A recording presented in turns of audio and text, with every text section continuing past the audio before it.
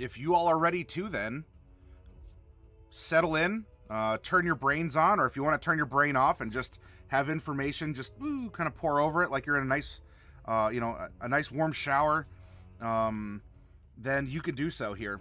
We're going to have a lot of fun as we are going to continue to build on the characters that we've made so far this week. Right? We had our 5 different characters, and from that, we were able to extrapolate some information to build some concepts as we develop this region, as we develop this adventure idea. And I kind of, with the way everything has turned out here, I kind of wonder if we can't get an ongoing campaign area development over the course of several weeks, like we did with the Mesotopia region. And incorporate, different city-states into it, or if not city-states, and, just different regions, and have it all centered around a large body of water of some kind. And we're going to start by fleshing out this corner of the region, of the world. And maybe we can grow it from there. Because at some point in time, the Tuesday campaign will wind down, and it will, and our time in Mesomasca may be up. Now, not that there's not other content in Mesomasca that, we couldn't explore. Heck, Macabre Derek made an awesome horror-based campaign set in Uct, which is where Poor Little Bright is from. Yeah, you could just reset your brain too. You got to find the reset button. Just don't take a pen or a paper clip and fiddle around in your ear. You don't have a reset button in there. Don't do it. Don't do it, everyone.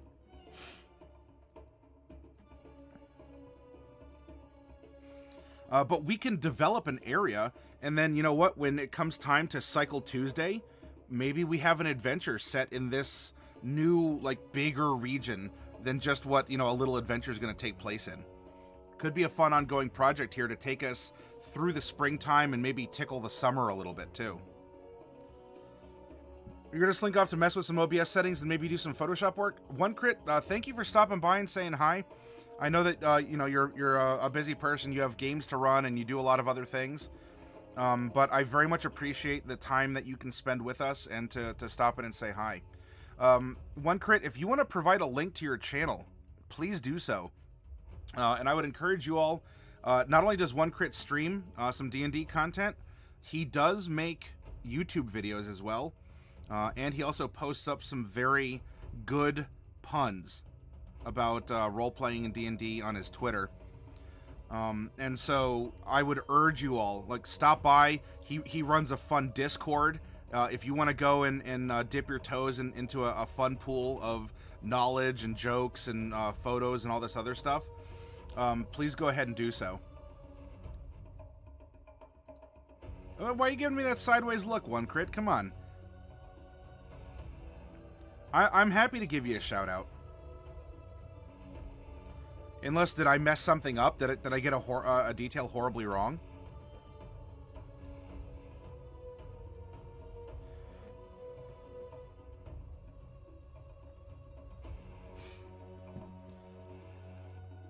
Oh, I ruined the surprise? You were supposed to get people walking into the trap by saying it's a wonderful place to be, and then the snare encloses around them.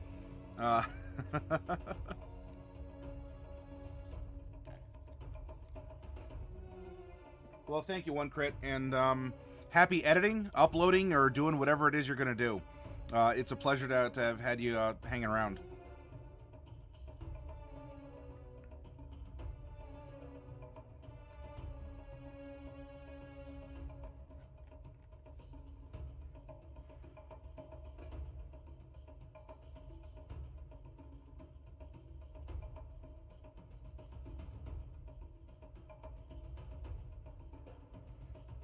Oh, yeah, running one-shots. Today's game will be on YouTube, tomorrow on Twitch. Does that mean you're looking for players as well?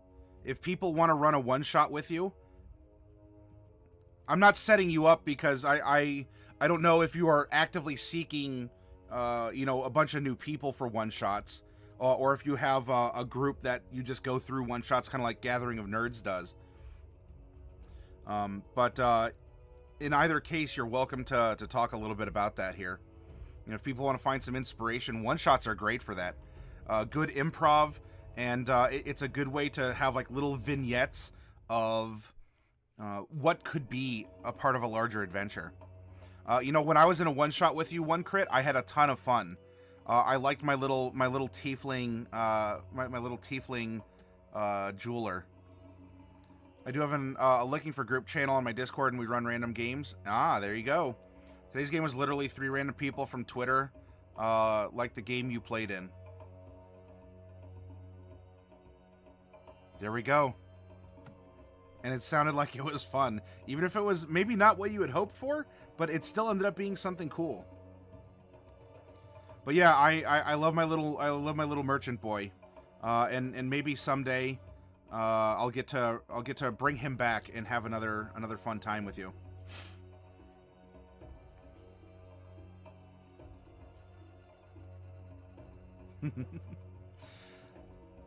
All right, so a quick recap.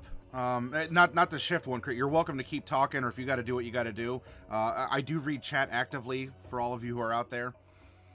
As a quick recap of what we've done, we made our 5 characters,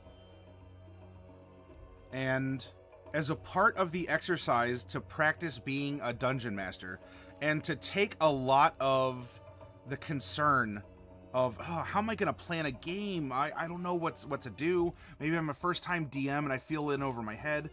This is a good method to find inspiration.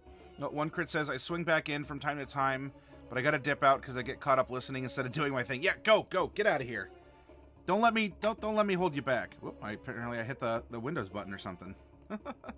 I swung too hard and I just went full cycle. I should really disable that button. I don't use it functionally. There's no games that I use that use it. So maybe if I disable it to open up my the Windows, I wonder if I could just make it like a push to talk button instead. That doesn't, bring up menus when I clearly don't need it, and it's set to several important buttons that you could accidentally, hit instead. But then again, you could also hope that Windows 10 doesn't suggest that it updates without really giving you any options otherwise. Oh well, we can hope. So anyway, we have our 5 characters. We took a snapshot, right? Each of these characters were made over the course of maybe an hour and a half or so. Maybe a little bit longer. They were multi-classed. And we laid them out with a brief summary. This way, we have constant reminders of the circumstances from which our characters came. And after all of this, it was a lot easier to search for prompting, right, from the party. If we come down here, we made some location prompts. Well, based on the characters that exist, they had to have been places, or if they're the product of places, then those places must exist. By examining the character sheets, remember, we're role-playing as DMs right now. We have had our friends sit down and make characters that they find inspiring and that they're excited to play. They bring them to us because we want to present a fun story. And after looking at each of the characters, we get some various areas that could exist, right? There's a large religious institution. In fact, the area that we generated is a monarchy, and it is also it is ruined. I was looking at ruined or toppled obelisk. It does have a religious leader, and we're pulling out more information. So we have different locations. There's a big library. There's a religious institution. It's a coastal area with desert, docks, and ports.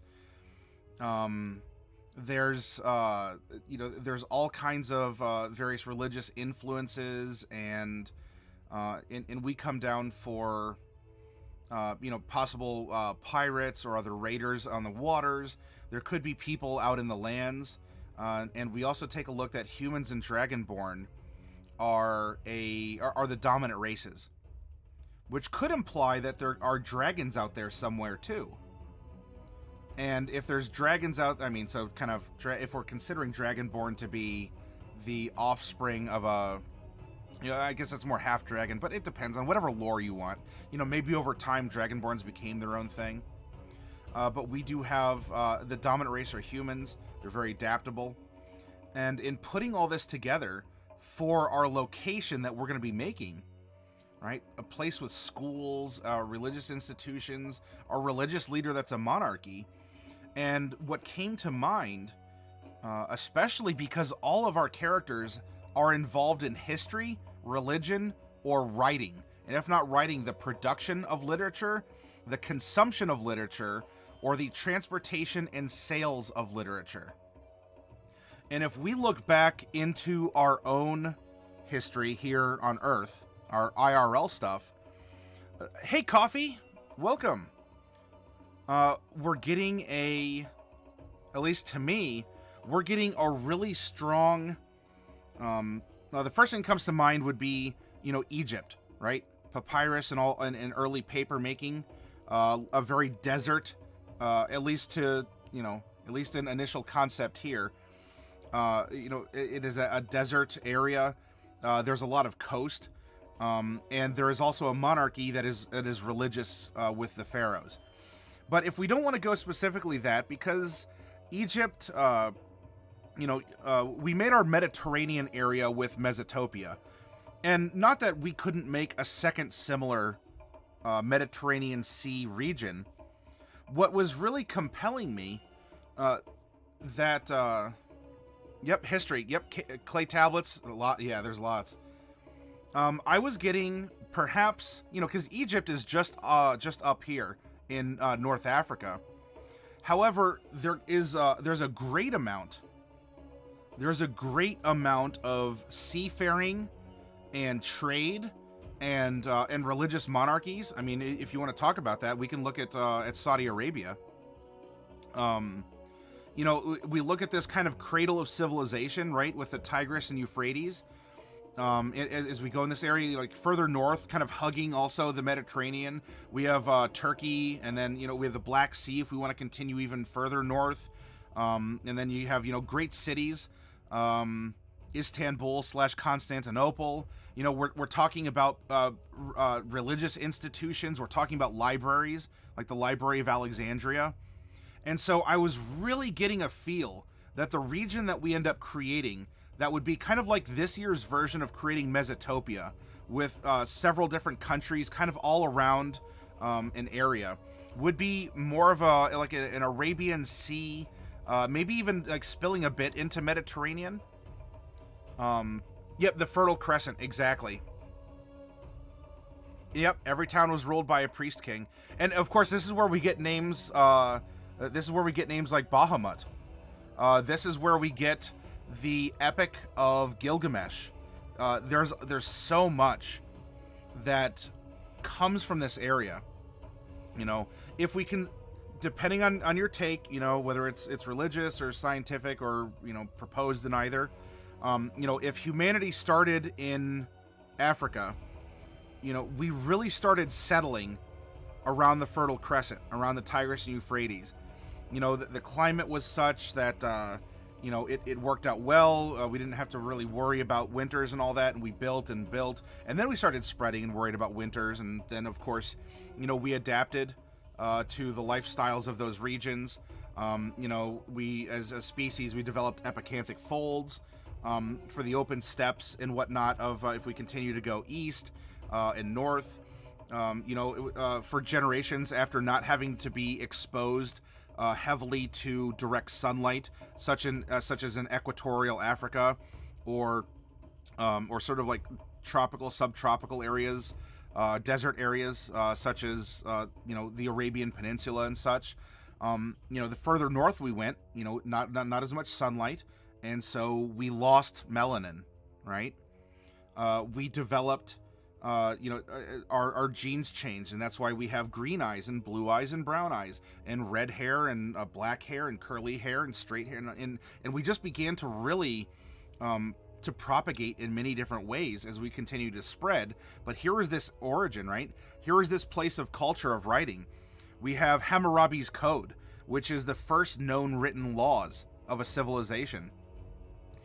We have things like the Rosetta Stone, which was able to break the language of hieroglyphics, and it was a tax document that converted some tax laws between several regional languages at the time. And so language and culture developed here, writing developed, and of course, if you're going to write, you need a way to somehow have permanence or close to it, enough to deliver a message across a town. And so this is where we do get clay tablets. We get 10 Commandments style if we want to go for prophets and religion. Or this is where we get tax documents that are secular and governmental that are written. In fact, one of the most prolific areas of finding hieroglyphics in history, especially about Egypt, is a town that just dumped a bunch of papyrus documents into a pile, and it was kind of covered up by the desert.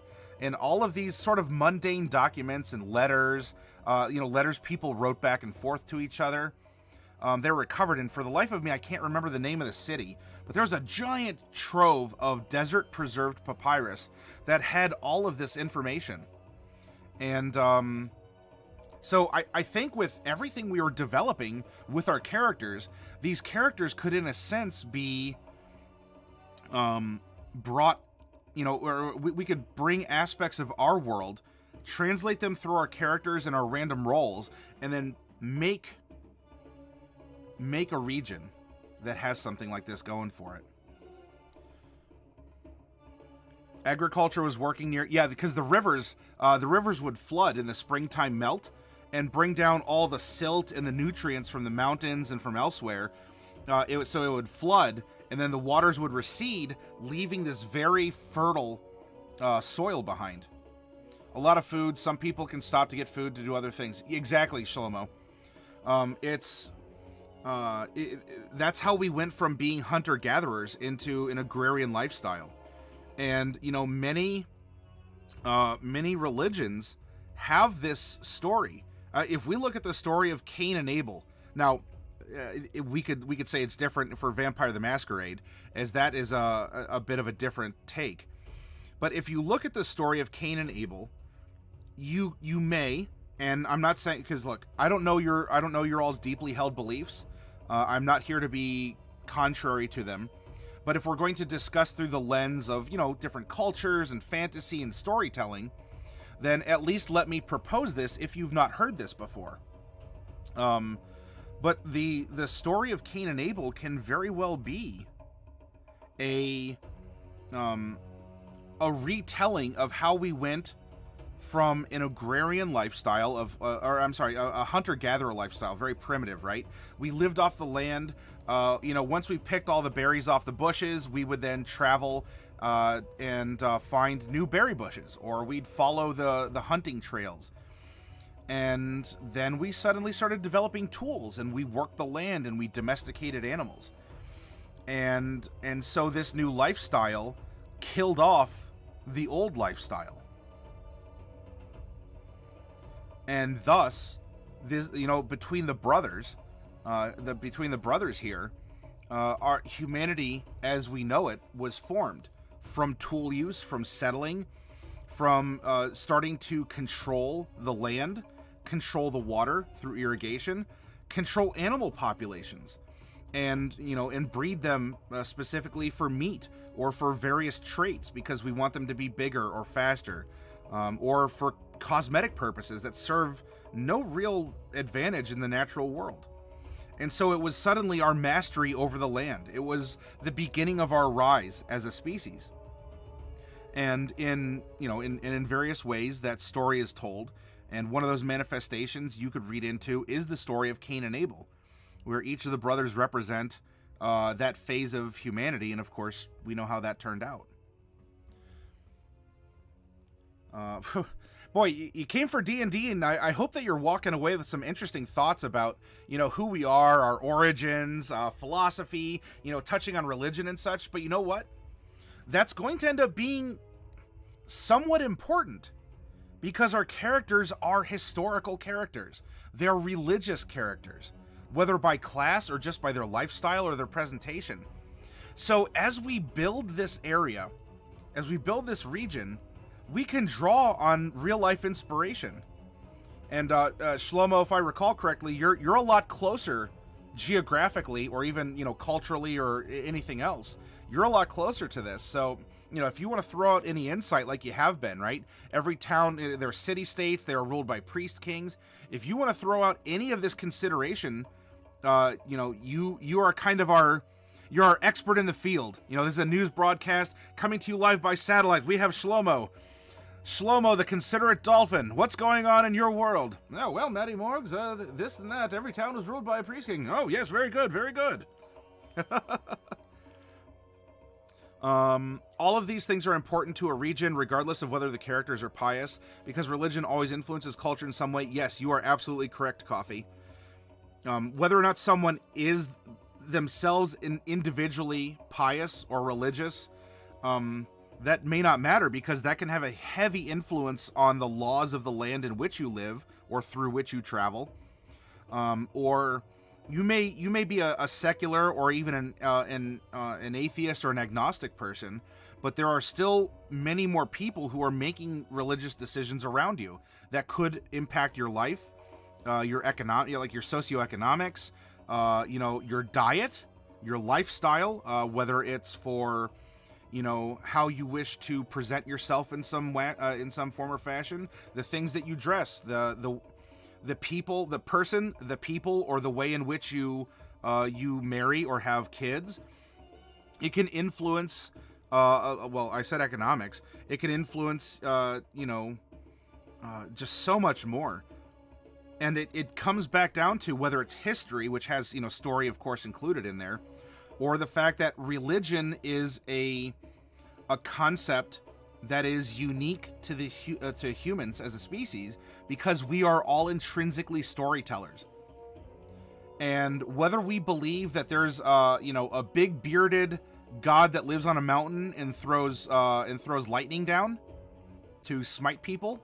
So I know we're going a little bit north to Greece for Zeus.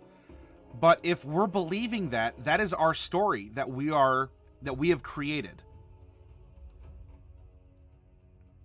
And we can extrapolate that into many more, myths, legends, religions, cults, philosophies. It's so prevalent because we are storytellers as a species. And so I think what we can do here with this as the seed concept, we can make a region that is very steeped in lore and religion, and where Mesotopia, and we can always revisit that, but where Mesotopia, was kind of our first attempt. We made some different areas, and we brought it together, and we kind of presented as this place exists. Every place is kind of its own, and they all kind of get along. I think what we can do is with, I like the idea of making a project this year. It's going to be more like the Arabian Sea. And we'll make some countries and regions and such around here, with this kind of Middle Eastern, this North African, maybe even a touch of Mediterranean, maybe this Arabian Peninsula. We can even touch on the fringes, right? India, being more of what we consider to be like a lush, like a subtropical with jungles and forests and such, whereas we get into what we consider more like arid, desert, rocky, mountainous areas, and sand and whatnot, especially as we're getting into like Saharan Africa and whatnot. I think we can build a region here, and we can build the lore bit by bit, because we've developed such an interesting seed. And that's how our stories in D&D begin. I say headcanon be odd. I don't know if it's true. Oh, because I say headcanon because oh, sorry, a lot of stuff just happened. Oh my goodness. Oh my gosh, all of the, all of these gift subs, my goodness. Jacob, thank you very much for those gift tiers. Jacob, that is so kind of you, and a raid on top of that. Yeah, one-man raid, and well, you came in dropping subscription bombs here. Well, everyone, enjoy your mild salsa, or if you prefer guacamole, then you have a bowl of guacamole by your name. Thank you so much. Jacob, thank you for being here and for finding inspiration and having the generosity to bring others into the fold here for, you know, who we are and what we do as a workshop. What brought you our way, Jacob?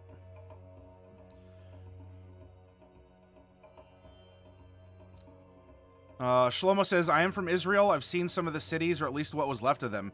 Yeah, and you know, Shlomo, I think that was, you know, to be there, it may be more common, right? I guess that's the old saying, the grass is always greener on the other side of the fence, right? Your neighbor always has the cooler lawn, right? The better grass, the better toys, you know, your neighbor has a better car than you, right? And so for many of us who don't live in that region, we might think of Israel or the surrounding area and we romanticize it. Oh, it must be cool, you know?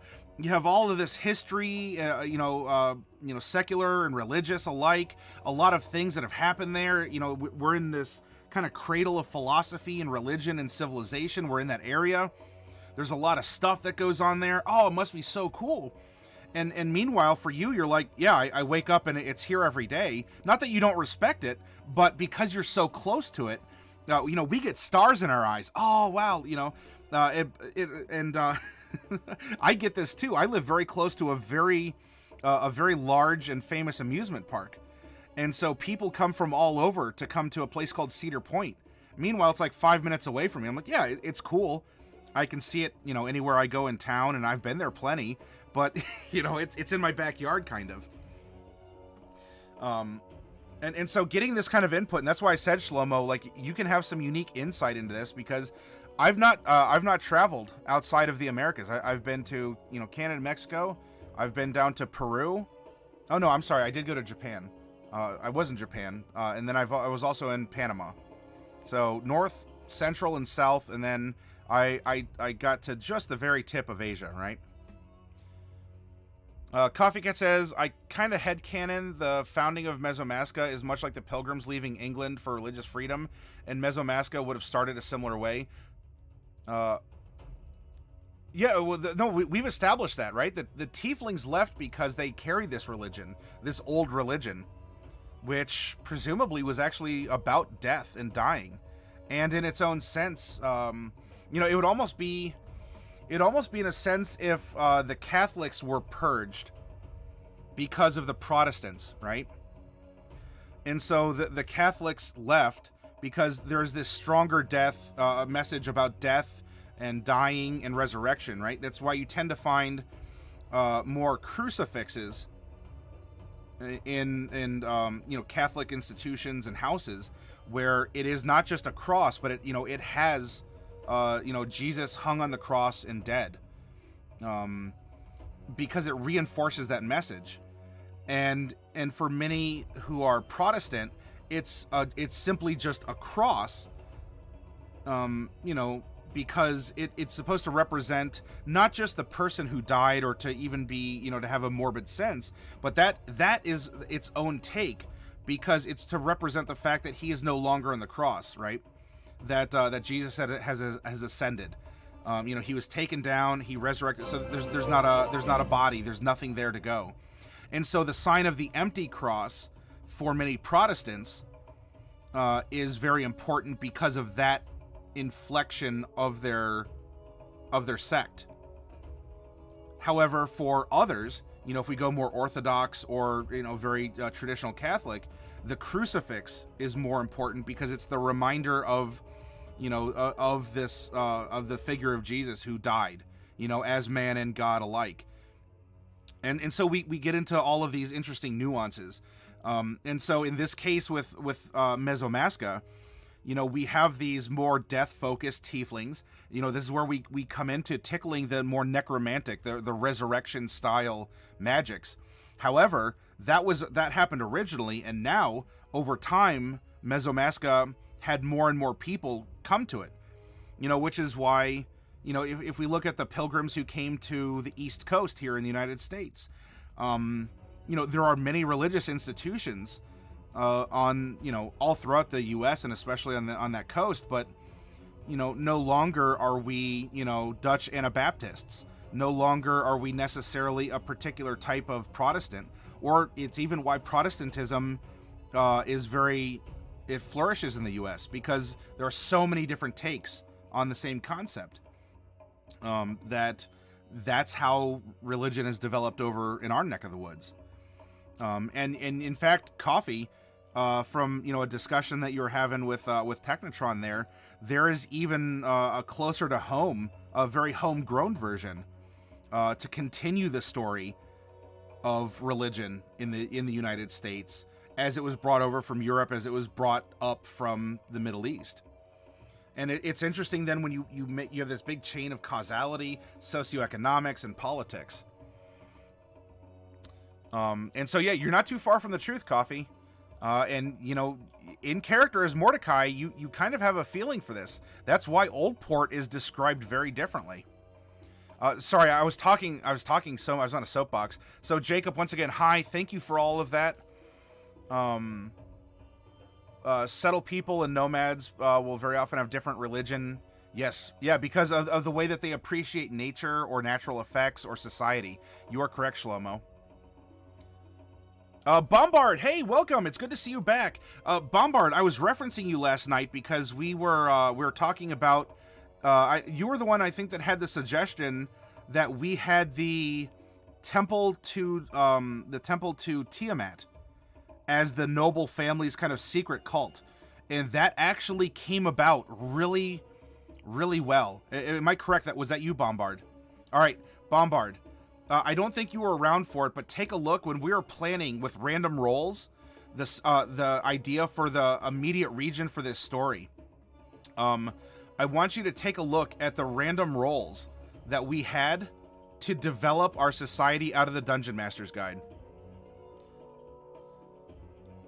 Oh, look at that chaos symbol, Jacob. That is awesome. I was in an Arma 3 Warhammer stream and received the heresy. That is awesome. Coffee Cat was the same in San Antonio with the Alamo for me. It's a decent historical museum if you like Texas history. Yeah, there you go. You know, we remember the Alamo and Davy Crockett and all this like frontiersmen, you know, the dawning of like the West and of course, you know, the conflicts then, you know, with the Spaniards, or at least the descendants, with the, you know, the mix that had come out of the relationships. I mean, I know that's putting it very lightly. I don't mean it in a disrespectful or to, you know, pick an old scab, but when the Spanish and the natives had a child, that was mestizo. Is that correct? But then, you know, it's sort of like saying half-elves aren't just always a mix of a human and an elf.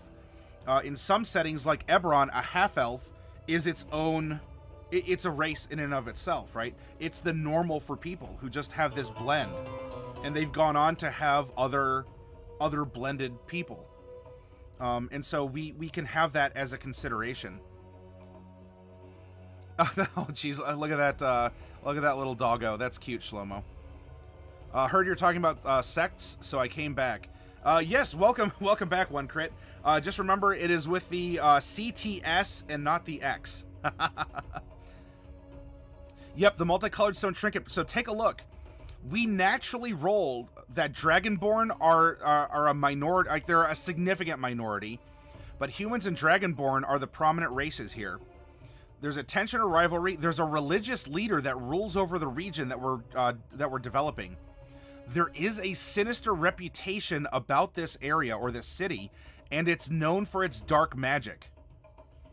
So bombard in your own instinct by going off of a simple random roll with a trinket, and what that could then mean through a random roll of a background feature for a charlatan Dragonborn. Look at what happened. So this area does have this this underlying worship of Tiamat. Or if we want to base it in Babylonian or Egyptian, pantheons, it doesn't even have to be like super secret. You can have gods and goddesses that are more openly about, conquest, are more openly about, preserving the royal line by any means necessary, by conquering, by sacrifice. And so, Bombard, the idea that you put forward a couple days ago, look how it's grown. And especially being backed by these random rolls. I think that's awesome inspiration. Calling a half-elf is just disrespect to the human part. Yeah, in some campaigns, I described them as half-humans. And the players looked at me like, what are you talking about? I said, yeah, you see some half-humans walking by. Of course, what's the direction you see them as, right? Implying the other half can only be human, and there's that too. I had a player in the open Thursday game at the store make a half elf, but he was half orc, half elf, and he used the half elf stats, but he described himself with having elvish and orcish traits. Half elf, half gnome could be possible if your half elf is faintly short. D&D campaigns need more mutts. Change my mind. Should be half bards, am I right? Well, we have focused on multi-classing, right?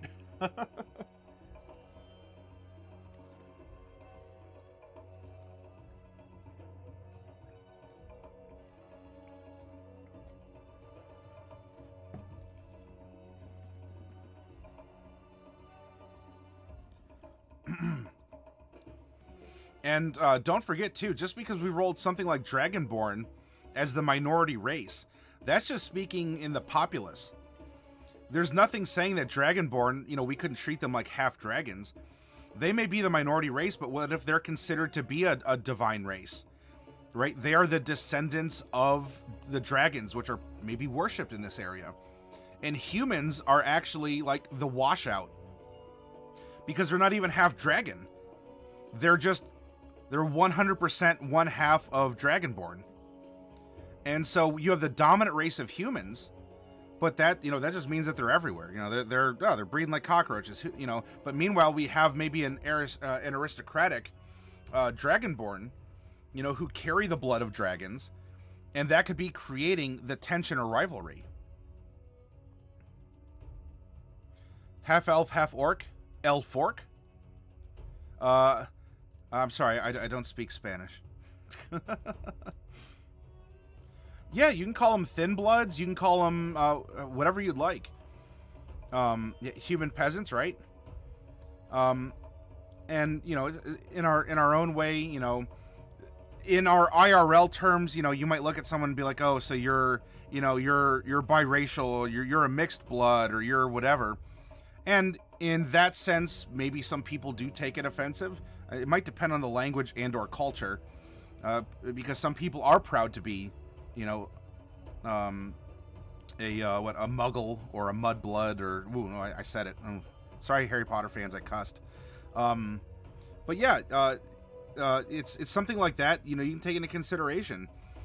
In this case, for the Dragonborn, while they are maybe half human, half dragon, they may not consider themselves to be thin bloods, but maybe thick bloods in a way, or some other terminology. Black Wolf, how dare you, sir? So we have all of these as prompts and ideas, and isn't it amazing what you can do with a bunch of random rolls? And so from all of this, we're looking at our location prompts, and it really gave me this idea to make something, around in the Arabian Sea area, okay? The Gift of Fire. And what I'd like to do is let's just begin.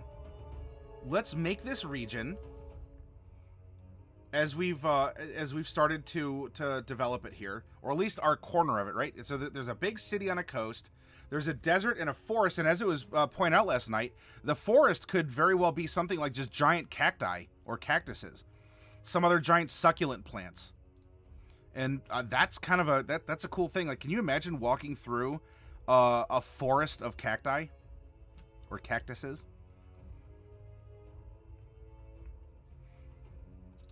And let's open up paint. Oops. I drew this after for D&D time on Friday night. This is something that happened to my little character, where he's being carried down a snowy underground tunnel by a bunch of little snow sprites. So I felt a little inspired, and I decided to illustrate it. But yeah, that was fun. Here we go.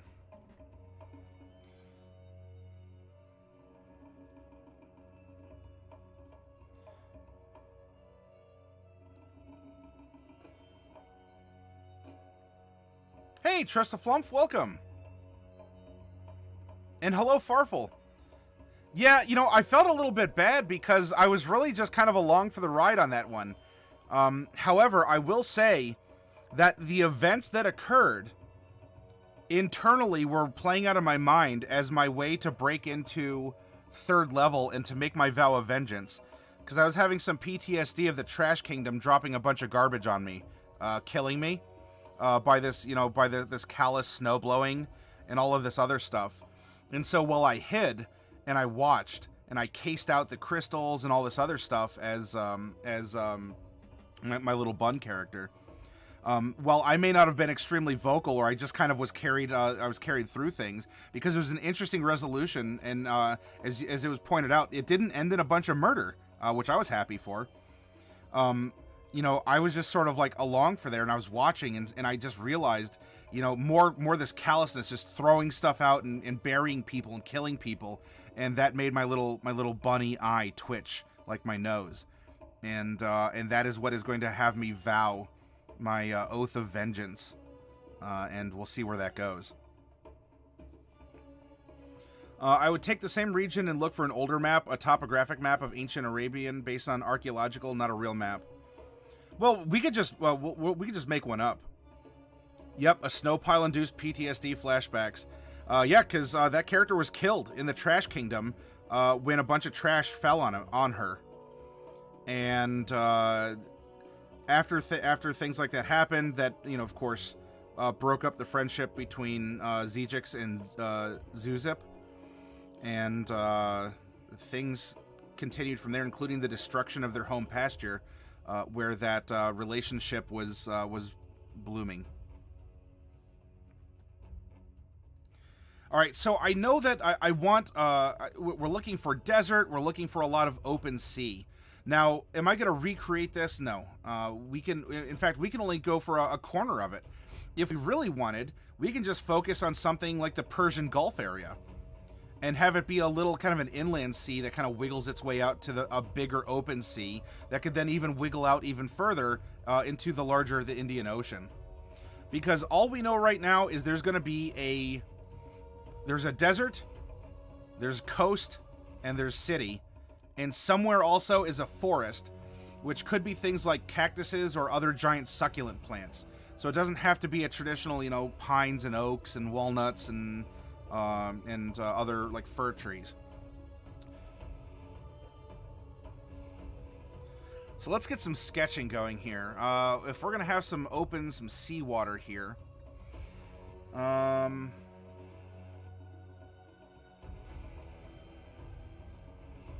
we're making more of a local region that we're going to expand out, kind of what we did last year with the Mesotopia region.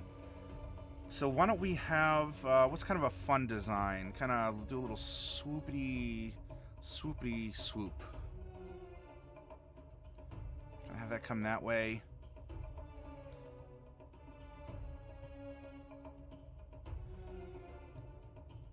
Then we can even have...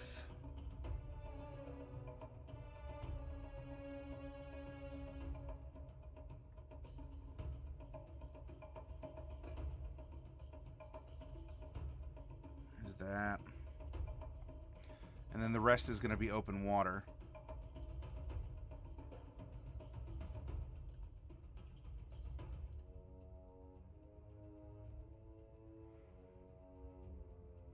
the Horn of Africa to put a city on. So we could do something along those lines. I mean, now we don't have a scale, so this could be something similar. And so you're talking about like Somalia here, right? So it juts out very dramatically. We can even then take that still and kind of bring this. There we go.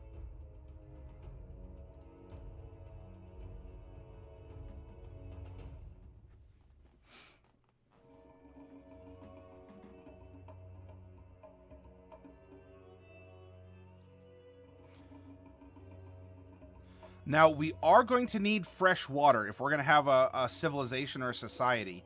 And it's like we were just talking about the Fertile Crescent, right? You have the Tigris and the Euphrates rivers. For Egypt, it became as it did because it could support agriculture with the Nile and all that has happened. So we may not have on this map an area of mountains or a place where fresh water is caught and filters through and forms rivers. But we can certainly have it flow out to sea.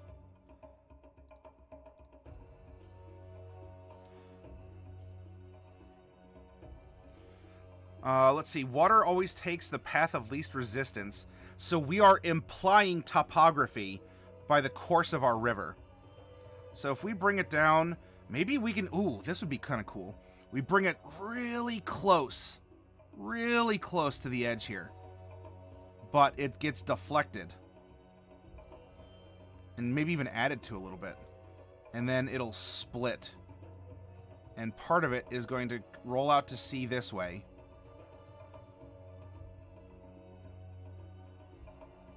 And then we'll make this kind of a there we go. Right, we'll have like a little mountain kind of hold it. It'll make a little lake here. Something is going to exist here. That is going to have it wind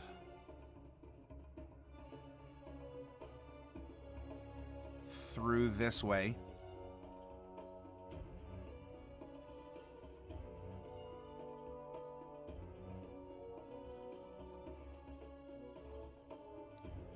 And it'll even fork out there.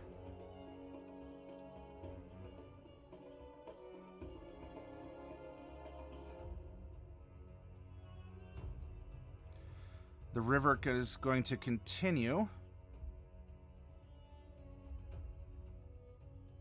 Maybe even we can even have like a little artificial, like not necessarily aqueducts, but it was dug out to be sort of a man-made lake, and we can put the city next to it so that there's a reservoir of fresh water. And then this will come out this way. And so we've definitely created a floodplain.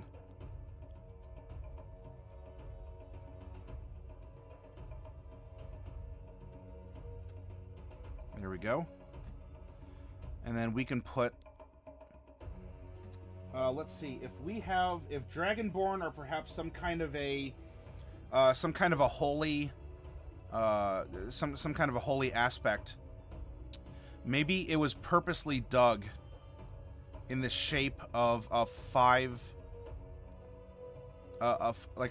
five-sided lake, and that could represent chromatics or metallics, kind of a thing. And so we have a very manufactured artificial shape that can draw the eye. Actually, Shlomo, that kind of looks like a dolphin head. One of the dolphins you use for your emotes. Oh shoot, I missed on some chat. Sorry, everyone. All right, so Horn of Africa said Shlomo. Black Wolf says, Maddie, I may have missed something in the past, but what do you use these things you make for? You make so much, but I don't think I ever see them on the Tuesday games. You see a little bit that we made about a year ago using the Tuesday game, but the majority of what we make is just offered for people to download and draw inspiration from on our Discord. An oasis or a spring. Okay, Flat Hat. Yeah, we can put in stuff like that. Fresh water can come from big or middle-sized rivers or from wells or even big holes that used to collect rainwater. Yeah, like big cisterns. Most desert areas will have a wet session and a longer dry hot one. Polar opposite. Hey, you said, bro, I'm so mad. What's going on? Your DM killed off your barbarian. Oh, no. And while you weren't there? Oh, gosh. What? So what happened, Polar? Oh, that's no bueno. Yeah, it can be salt or freshwater. Freshwater lake would be very important for the region and culture. Yes. Yeah, why would your DM do that, Polar Opposite? All right, let's fill this in. Remember, we're storytelling. Look, we're doodling. There's nothing complex about this art at all, everyone. This is like Bob Ross style stuff, right? I mean, I'm just making wiggles. We're telling a tale about what, you know, what's where. Oh my gosh, my cat's in here squeaking. She wants to play fetch. Go get it.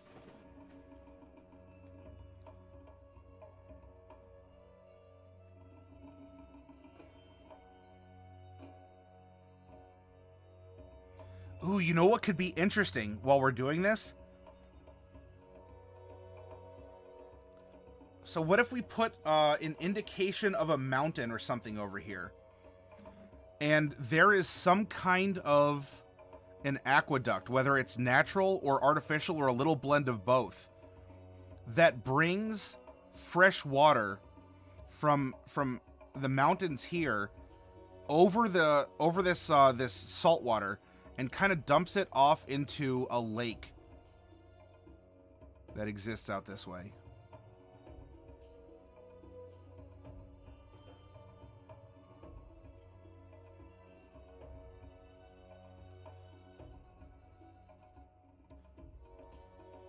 Because otherwise, this place may not have any real fresh water. And if we do that, let's draw.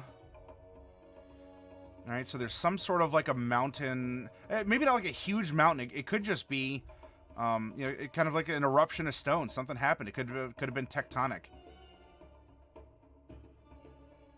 But that kind of butts up here. It forms this arch.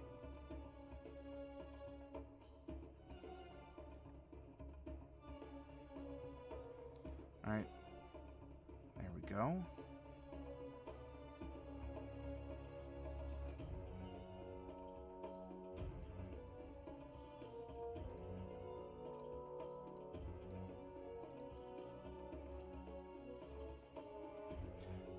Because something else too, right?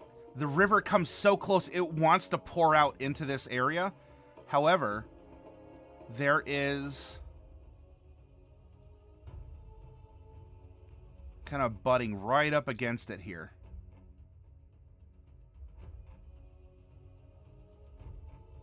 And it can stick out into the sea a little bit.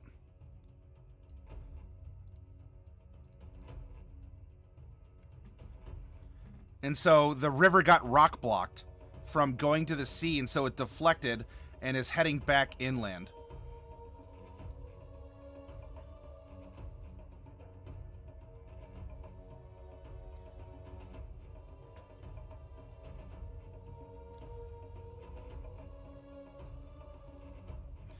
Jacob, thank you very much for that host, by the way. Helen Head, welcome. I've had a character killed off while I wasn't with the party before. I know that feeling. Oh, man, Blood Deuce. That's some shady stuff right there, killing a character while the player isn't present. In remembrance of the Barbarian, could you make my Barbarian an NPC character in your game? We can consider something along those lines, right? We're talking about multi-class characters, right? Polar Opposite? I had a character get killed off while I wasn't around, and then my group told me not to play with them anymore. Aw, man. That is, you know, Helen Head, I agree. Like a crying Bible thump for that. That's, like, come on. There's graceful ways to ask people, you know, that, like, we don't want to play with you or whatever. And that's just antisocial, and that goes against the, you know, that's disappointing. Shlomo says, if you make a lake, water will not come from nowhere, so lake means less water in a different area. That can be a reason for some hate, or some tension.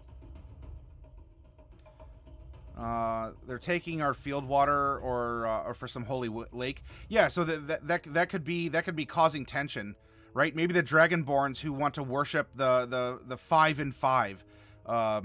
You know, have this is a recent project that has been diverting some of the water here, and so it's making a lot of the human toilers very upset. Somebody spilled a pitcher of endless water and made a lake. And you know what? Like, water rights and such, even here in the U.S., for those of you who are in the Southwest, you know, Texas, Arizona, and whatever, water management, heck, even in California, where they're very strict, like, you're not allowed to capture your own rainwater in rain barrels and such. It is supposedly illegal or a fine to do. Because of the way that the government is structured, how water is to, you know, be allocated.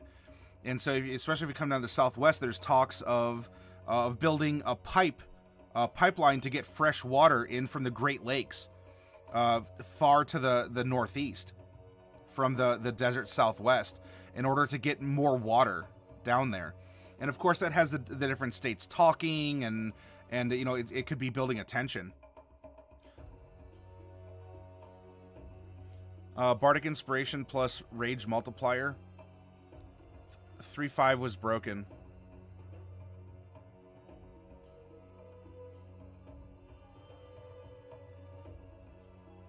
Was it 3-5 or was it first edition? You got Bardic Inspiration yourself? I don't know offhand, Polar Opposite. It's been so long since I've played 3rd edition that I remember that it's in 5th edition, but beyond that, I don't know. I kept getting upset because everyone in the group got loot while I was always penniless. They said my character didn't deserve it for not being useful. What was the justification? What was making your character not useful to the party, Jacob? Coffee Cat, well, it doesn't come until level 14 in 5th ed, and it's only for ability checks, not attacks or saves.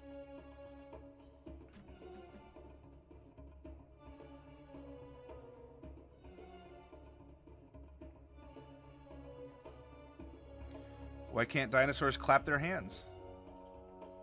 Why can't they, Black Wolf? I was doing things different than what I said my character's personality was, and they didn't like it. Then what was causing the detachment? So if you pitched a character saying whatever, what was having you play the character differently than what was to be expected or you know, approved at the table?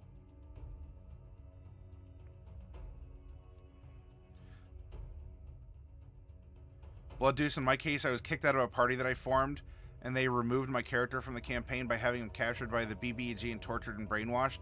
That was in 4E. Oh.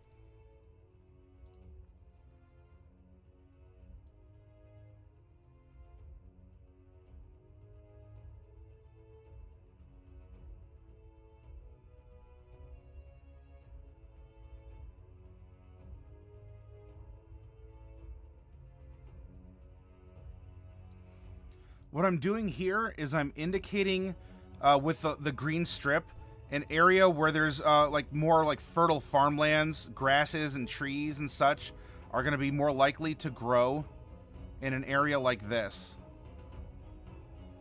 And then I'm keeping that kind of off-white as like wasteland, or, you know, it's scrub brush. Things can grow there. It's not as barren desert as the yellow.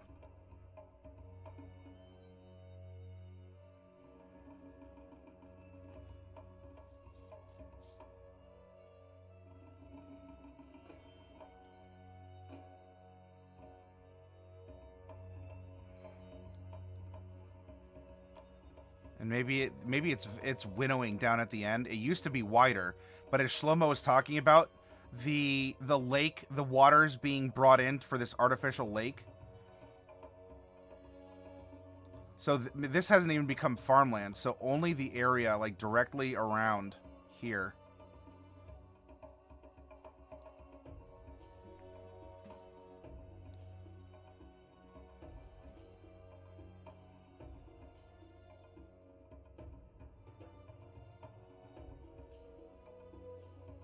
Isn't this wonderful? Y'all are getting history lessons, lessons in religion and philosophy. Hopefully this is why you stop by the channel. It's not just watching a dude use MS Paint to make kind of a dolphin-headed Arabian Peninsula equivalent.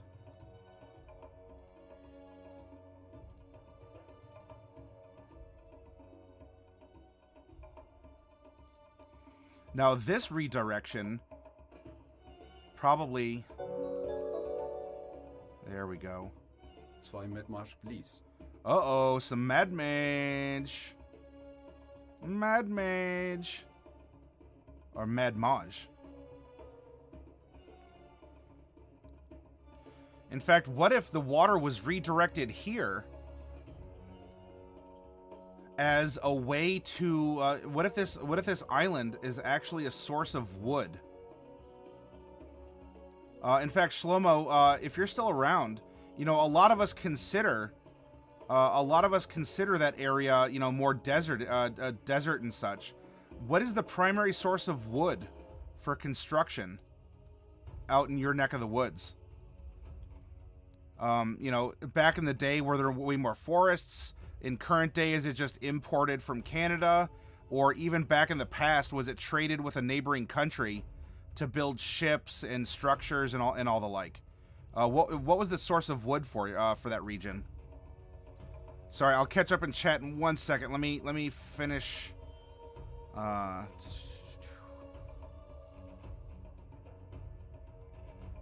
do I need? I want the spray paint tool. There we go.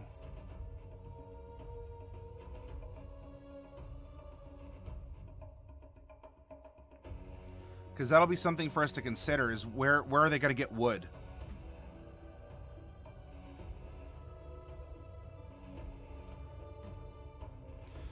All right, let me catch back up in chat.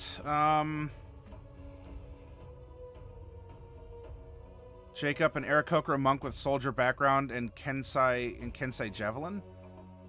Well, the only reason they killed off my character is because the DM was playing him and my whole party wiped, including your character, so it's understandable.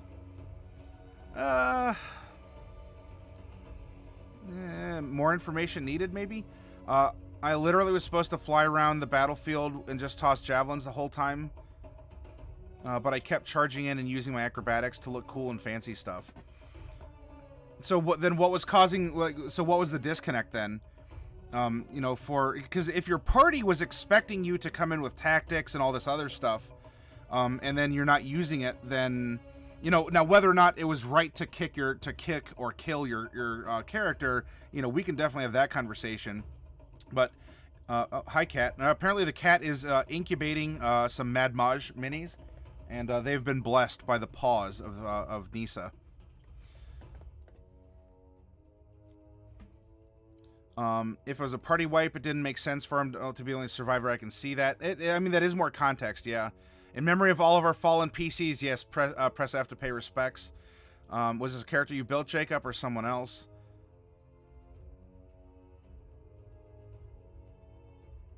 35 strength at level 15. Ooh, yeah. 3-5 did get ridiculous. In the river, coming from a rainforest area, bigger lakes like the Nile, or from a lot of mountains. I'm thinking from well, mountains currently, but we're only taking a little photo, right? The area that we're making, like, might as well just be. So yeah, we're discussing a religion and a culture about around the Arabian Sea, but we're really just making Oman, or we're making Somalia, right? It's one part of something bigger that will continue to develop on the channel.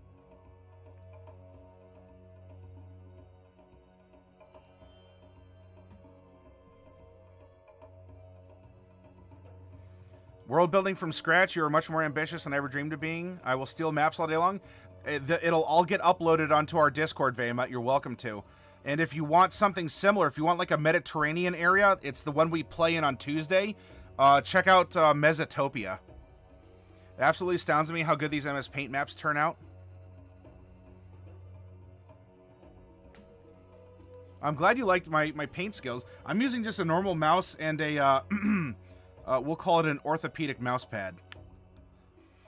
So something your map isn't considering is that the Nile flooded every year, and its silt was what fertilized crops. Well, we did talk about that. So the fertile band would be to follow the river and areas away from the river. Yes, there's a reason why we can, if we present this map and you say, so why isn't it extremely fertile here? And that's because of what was brought up before regarding this man-made lake diverting a lot of the water recently, and that's causing some turmoil.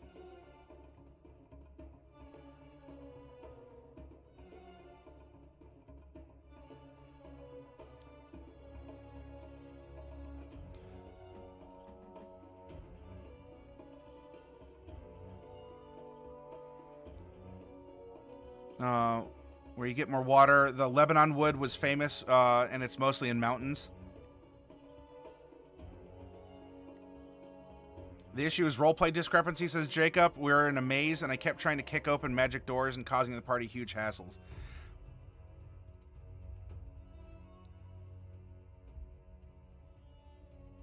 Well, so Jacob, I mean, you have to remember, playing this game is a social experience, and if you're if you presented a character and you're not playing to that character that you made, the group, I mean, the group kind of finds a natural equilibrium with each other. And so if that equilibrium is suddenly thrown out, or if you're acting in an antisocial manner at the table, that can cause a lot of distress at the table. Now, there's certainly tactful ways for us as players to present ourselves in our games, but there's also tactful ways that other PCs or other players or other DMs can handle that situation.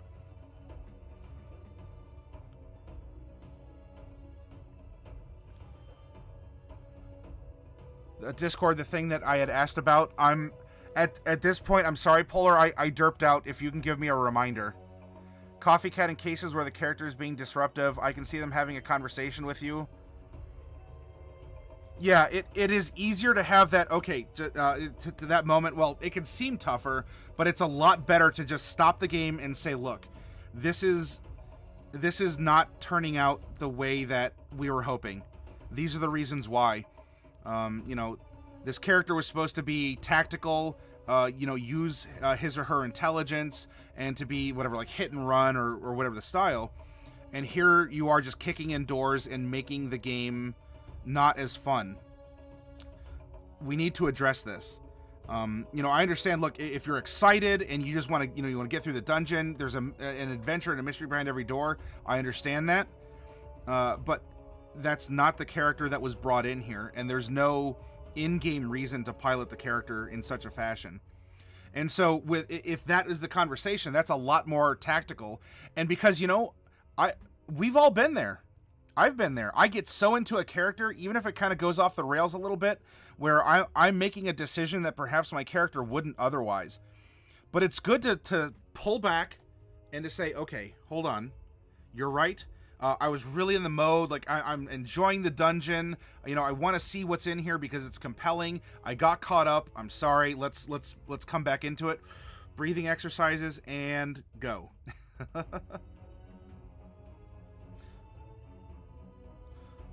Draw Kill Foxy, hello, howdy to you.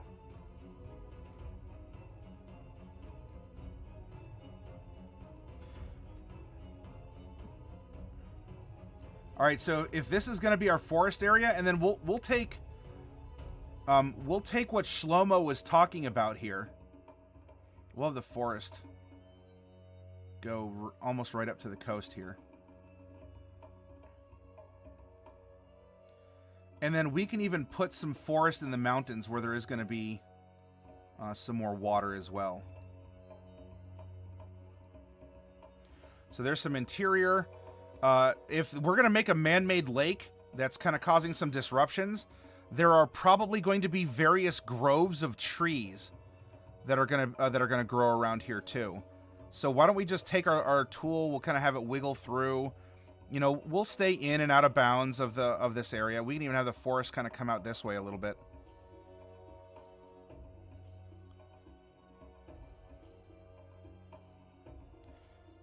And so they took trees from elsewhere and planted it here to create, you know, these noble gardens, places to stroll through.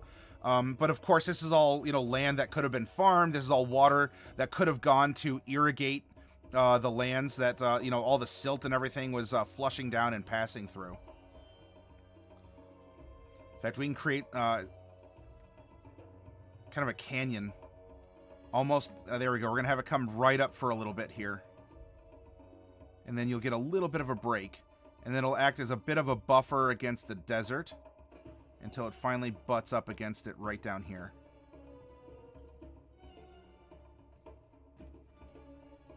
Excellent. Wasn't expecting to see you here. So, oh, hey, you know each other. So, yeah, Shlomo does hang out here. In fact, Shlomo, I'm kind of thinking about dedicating the name of the name of the place here and call it something like the Lomosh Peninsula or something like that.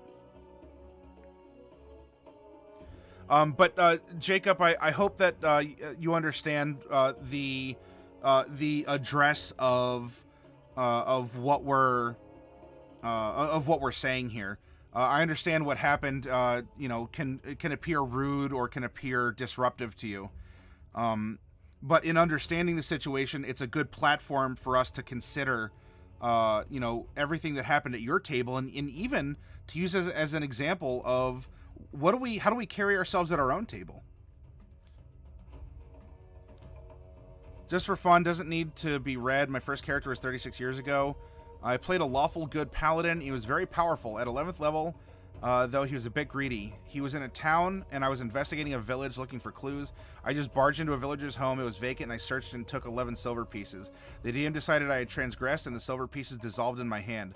The resulting growth crept up my arm, eventually metamorphed into a demon. Ah.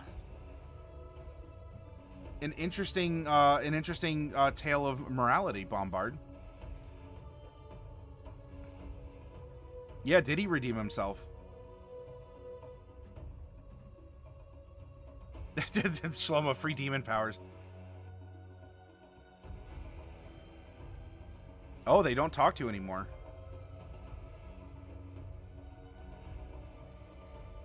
Well, I'm sorry to hear that you know, a game that's supposed to foster friendship and storytelling turned into something that wasn't. Oh, nah. I'm sorry. All right, I think we have a cool idea for our area. We can always add more, but like this is as Bob Ross says, you can pick at a piece of art forever, and you'll never be satisfied. There's a point where you just reach it, and you say, you know what? It's for intents and purposes, it's done. I think I'm going to add just a couple more. Like, we'll make this kind of a treacherous place to sail through. You know, we'll add some more kind of broken mountain areas here. And then we'll even... because this inadvertently, you know, Shlomo was talking about the Horn of Africa. This kind of turned into a dolphin. And Shlomo, since you're our resident historical expert for this region of the world upon which we're basing it, we can even kind of go through and say there's a little narrow channel, and we'll give it like a little dolphin fin coming off the edge here. In fact, maybe we can even have it connect, and we'll have some more little sea arches. Sea arches are a ton of fun if you see them in real life.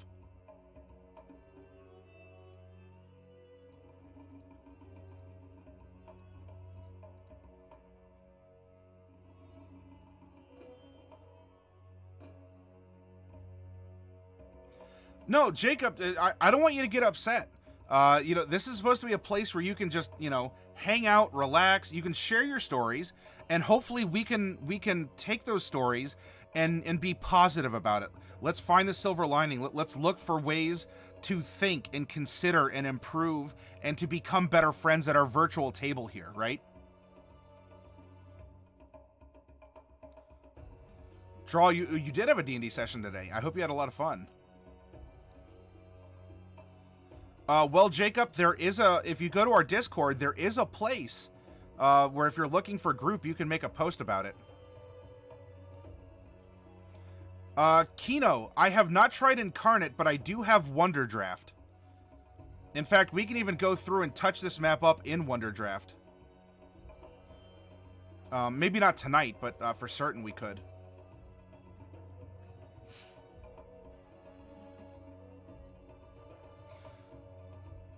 Let's see. Anything else we can consider? If we have kind of a flooded area.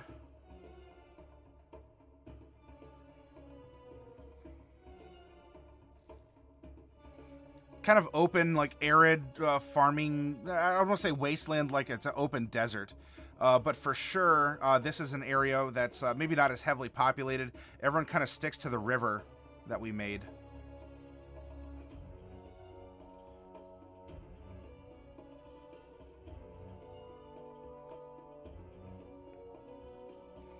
We can do something like put a little salt lake.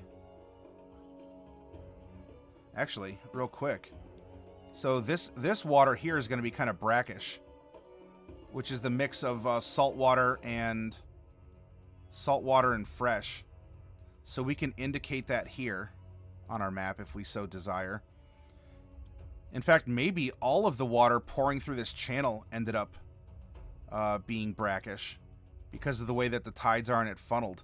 And it creates a very unique ecosystem. That's kind of oh, we had a leak. Our water had a leak, everyone. How does that work?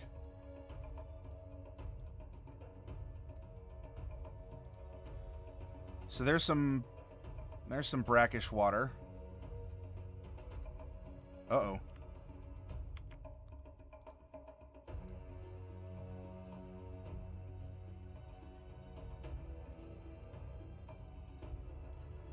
There we go.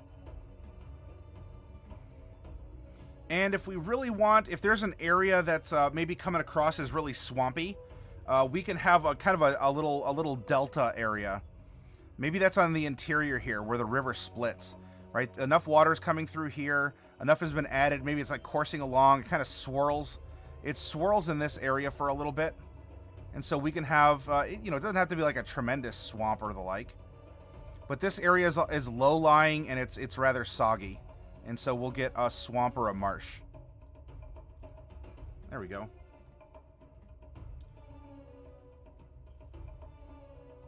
You all are having some interesting tales from the tabletop. I'm glad that you are. I'm glad you're sharing that. And Kino, thank you for recommending Incarnate. It has been recommended to me before. I understand it's a very good map-making tool. Even saltwater creates life around. Yes. The area near the Dead Sea isn't green, but you have more life that far away from it. Yeah, because when water evaporates, the salt stays behind, and so I mean, you're getting the water's in the air. You're gonna have different life. You know, plants that might only need a little bit of fresh water, but they're getting that from the humidity. Whoops, they're getting that from the humidity being so close. There's various mosses, like Spanish moss. There's a sort of like air plants. They don't really need watered. They just absorb the humidity.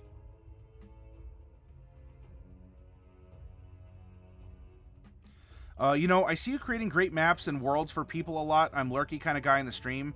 But as a change of tempo, what has been your favorite character to play as a player character as opposed to a DM? My favorite character that I've gotten to play. I don't get to play too often.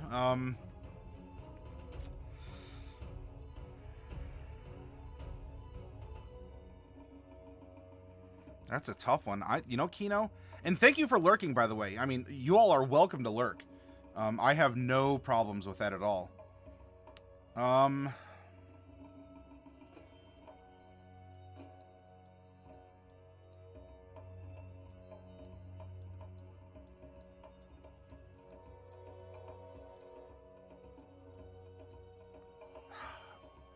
I don't know. I haven't really gotten. I have characters I've played, and not and well, there's D&D. I've also played. I've played in Vampire. I've played characters in Rifts, Eclipse Phase. It's tough, Kino. Boy, I wish I had an answer for you. Every character I make is different, right? I don't play, and I'm not saying this is bad if any of you out there do it, but some people say I love elves and I'll only ever play elves. That's fine. Some people say I really like clerics. I'm only gonna play a cleric. That's fine. Every character that I play is different because I like challenging myself to try different things each time. And because each character is new and brings a new consideration to the table, it's difficult for me to say that I have a favorite because they're all unique and different in their own way. I hope that makes sense, Kino.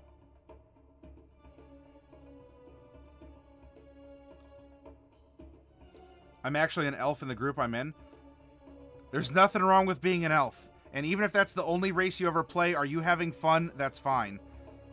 I don't want to put down any... actually, we'll put a little interior swamp here, too. I don't want to put down anyone that only plays elven clerics.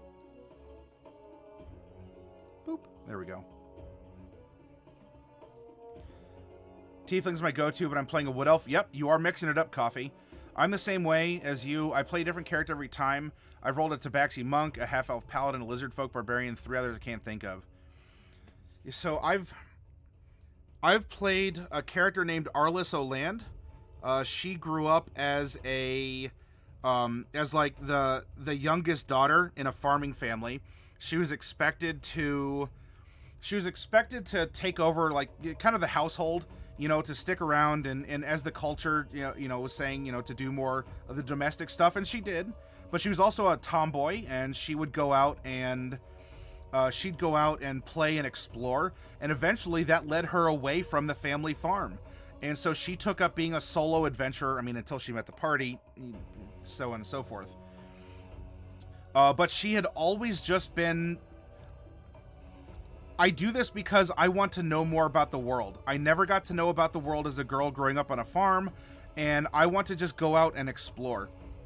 And so Arliss was really interesting. She was very utilitarian, I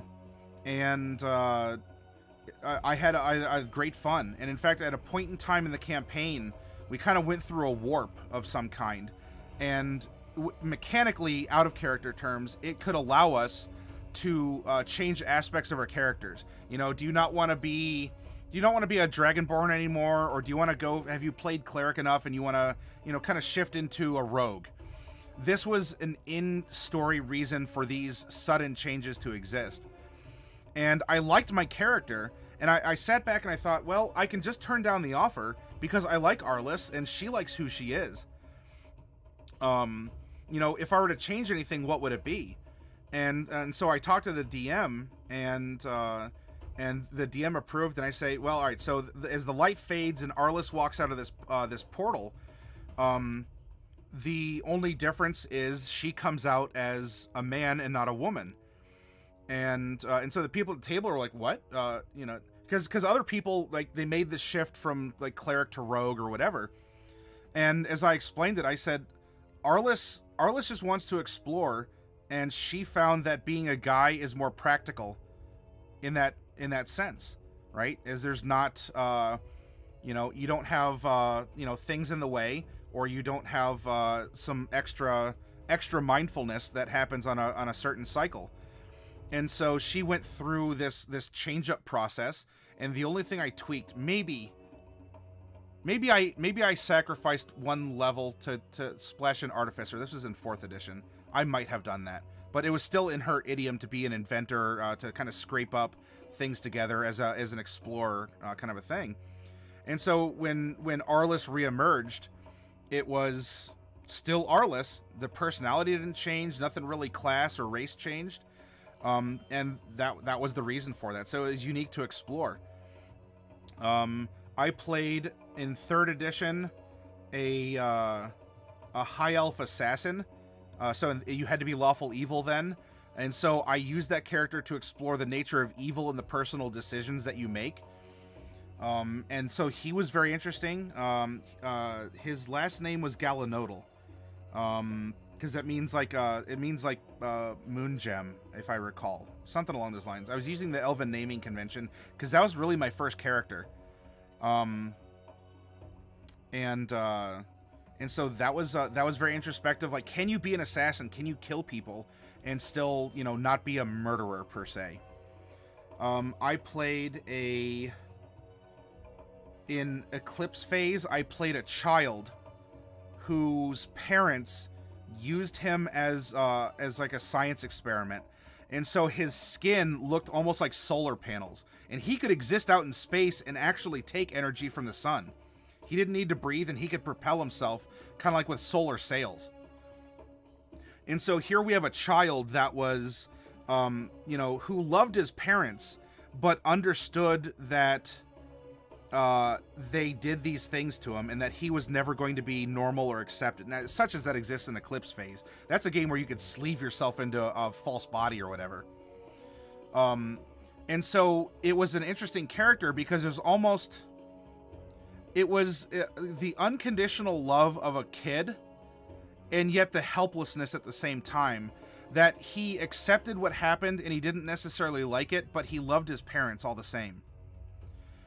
In Vampire, I've run several very awesome, compelling characters in Vampire. A Toreador, a Brujah, but at the time it was a true Brujah. I also ran an Assamite.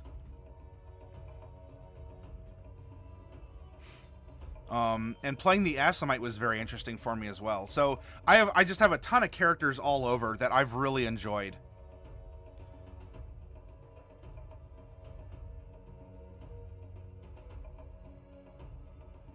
That's the type of storytelling and backstory you love? Well, I'm glad I can give you some entertainment, Kino. Anyone can play an evil character without ruining the gameplay of others. Can you be an assassin and not be a murderer? James Bond, Hold My Beer, Lawful Neutral's awesome. Bombard, that's a good example. It's a gift to be evil and not ruin it, not ruin the game. Native, there you go. You know what? Actually, maybe if I had a favorite character, my favorite character might be the Assamite that I played in Vampire. And sorry, I know I'm taking a break from the map real quick as I'm doing this storytelling. And the reason why is he was the most challenging character for me. And the reason being is, not because, well, I'm a guy and I tried playing female characters before, because I mixed that up too, right? This is role-playing. Put yourself in another person's shoes. There may not necessarily be tons of differences between guys and girls, but there could also be tons of differences. Depending on the IRL culture, the in-game culture, all the stuff to explore. And so the character that I wanted to explore was, his name was Herbert Brown Jr. And he was, tenses can get confusing in, tenses can get confusing in Vampire. He was an African American character who grew up in Erie, Pennsylvania. And he was the first person in his family to get a college degree, and he went into accounting. And so he joined like a CPA firm, but he never really got out of middle management. And so here, his family is happy. He's successful. He's the first one in his family to get this college degree, and he's doing okay for himself. He has his own apartment. He has a car and all this going for him. But it was just that kind of, soul-crushing job that it doesn't matter, black, white, Jewish, atheist, whatever. It's a secular, soul-crushing, cubicle-style job of middle management that you can never really hope to escape. And so what he would do is he would go home and to fantasize about, what he could be. He would watch the old, what we call blaxploitation films, like of the 70s. We're talking Shaft and all these like Huggy Bear style characters and all this other, right? The guy, the big hair, big guns, women, like a figure of authority. You're the big swinging thing on the street. People, you command respect, and you get the cool soundtrack to follow you around wherever you go, right? And so that was his fantasy. Like he'd go home and indulge in these old movies because that was his escape from his soul-crushing job. And through this, he was eventually embraced by an Assamite who found him for her own reasons. And when he awoke, he realized that he was still himself, but he was learning about this world of darkness. He was learning about all of the things now that he could possibly do as a vampire. To be the big swinging fang, right? To have this power, to have influence, to get wealth, and to get a herd of people. At the same time, despite being an Assamite, Herbert was he was a gentle guy, right? He was kind of a pushover. He's like, what's his name from The Office? My stapler. Have you seen my stapler? See, he didn't talk like that, but he never really was aggressive, and maybe that's why he never escaped middle management, because he was polite, because he did do his job and not challenge authority.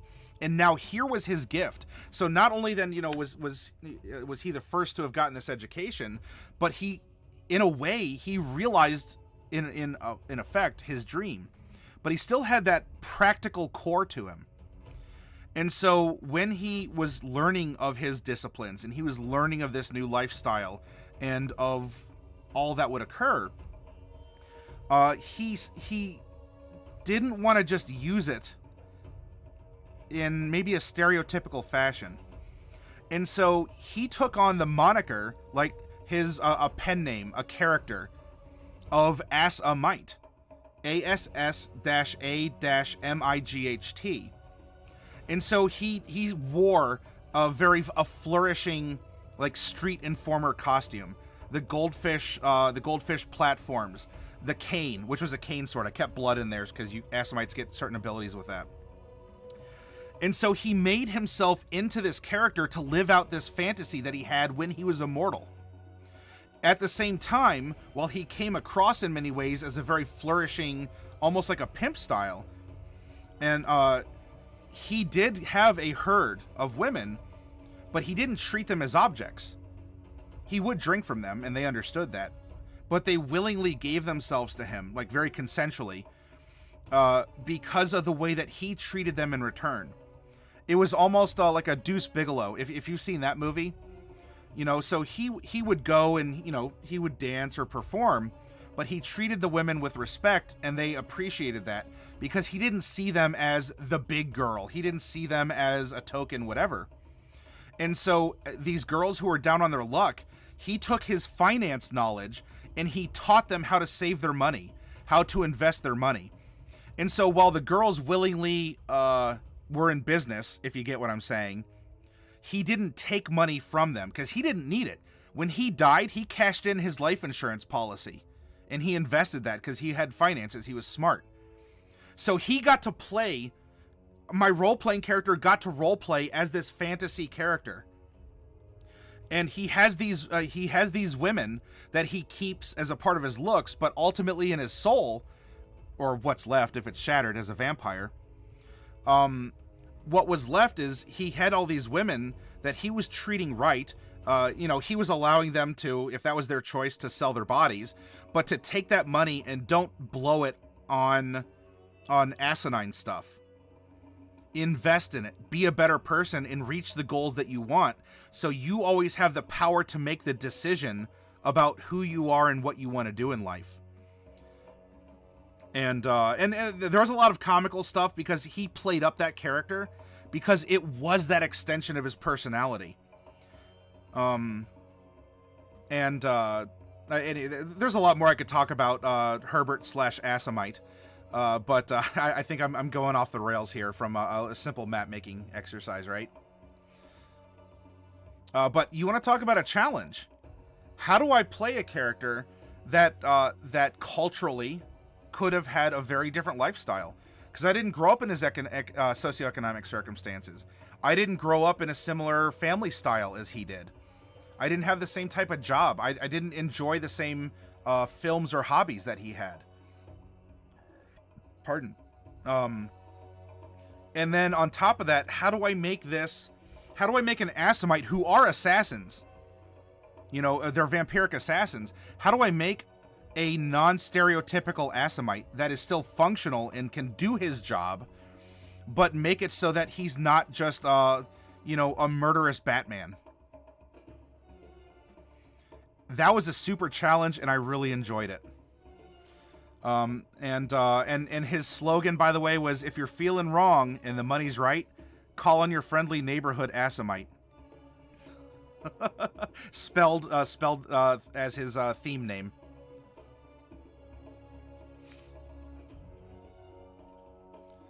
Anyway, yeah, so storytelling time with different characters. I hope you all enjoyed it.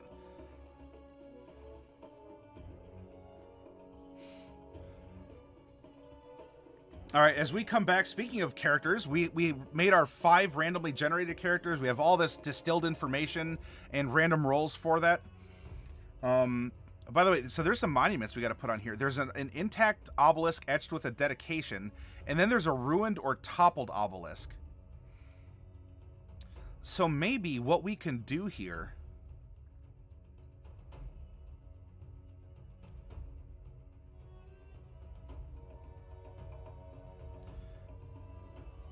What if we said that there was the old city...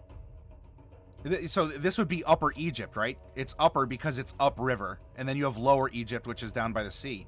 What if there was an old city that was built here, and we go and we add this point of interest? We'll make it stand out here. We'll put a nice red. And it was built... there was an obelisk that, welcomed people here. And... at some point in time, it was destroyed, or even if it was taken down when the new city was being built on the site where that lake is. Or rather, that maybe this is the new one, actually, and so it greets people even further than the old ruined one, which is still by the old city.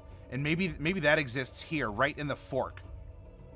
There's a ruined obelisk that exists in the middle of the river here that was supposed to welcome people to the city, but now the nobles and such or whatever have gone here and they moved the marker. We're just using the prompts we generated, and it's creating a lot of interesting scenarios. Posted a few examples of incarnate art that I've personally made on your Discord just for reference. Yeah, hey, thank you for doing so, Kino. I'm sorry, I haven't taken a look in the Discord during my story time here. But I'll make sure to take a look at that. Maybe the water was diverted to cover a tomb, Karen? Yeah, there could very well be secrets down in here that have been covered over by this development project. And lastly, another interesting part of our area is there's a permanent portal to another plane of existence. And that, we could randomly place that. We could say that there's something in the middle of the desert. We could even say that maybe in the sunken ruins, maybe this was diverted so that this portal, in an old pyramid is here or something, or a ziggurat or some other structure that's flooded. Or we could say because of maybe that this is happening and the portal exists on this remote island out here. Now, where does it go to? I don't know. It could go to wherever we want for the purposes of our story. As we're role-playing as DMs in this circumstance, we have a prompt that we can put anywhere for a reason that could make sense. We have 2 warlocks in the group. If we take a look at them, actually, we'll just go to our cheat sheet here. One of our multi-classed warlocks is to an archfey, and the other one is to a great old one. And if we want to consider, that the archfey is with our character that travels along the coast selling books, then perhaps it is a coastal. It could go to some place like an aquatic Feywild. And meanwhile, what if our great old one lurks inside this lake? And so, is this really a natural occurrence, this natural aqueduct, or at some point in time, was this made by an old cult? Or was this just a natural phenomenon of this thing manifesting that it altered reality to make sure it could always be, covered in waters? In the middle of this kind of isolated, it's difficult to sail to, churning water, probably a bunch of sharks or wherever. And so maybe our great old one lives here, but maybe what can also be causing a lot of the brackish water, maybe more so than just what the river provides. What if there is let's do this. We'll make it kind of a bright pink against here. What if in this mountain there is a portal to the Feywild, and there's a waterfall that pours out of it? But people don't question it. For some reason, water just comes out of this rock. They probably even just call it, like, I don't know, Miracle Rock or something. And all this water is pouring out of it. Well, meanwhile, yeah, it pours out because there's a portal to the Feywild that has a river that just is ceaselessly pouring out of it. And so it's making a bunch of brackish water here, which maybe that is making things easier for Fey to transition into the material plane. So what if we see a lot of sea hags? Hags are Fey creatures. What if there's Nereid or Tritons, which, aquatic elves that might need this kind of water? Various like fantastic beasts that live in the Feywild, but perhaps they need the special circumstances. So in effect, it's almost terraforming. And maybe that could even explain, as Shlomo was talking about, maybe that could explain why there's maybe in a basin, right?